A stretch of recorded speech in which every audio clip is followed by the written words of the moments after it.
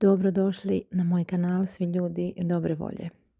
Danas ću vam pokazati kako sam ja manje više uspješno ili neuspješno po prvi put pokušala spojiti čokoladu i naranče. Moje dvije omiljene poslastice, ujedno izuzetno zdrave jer se radi o tamnoj čokoladi. Pa idemo vidjeti kako sam ja to napravila. Vi mi pišite slobodno svoje recepte, otvorena sam za nove recepte. Kako vi to radite, radite li, jeste li provali i šta vam se čini od mog finalnog proizvoda.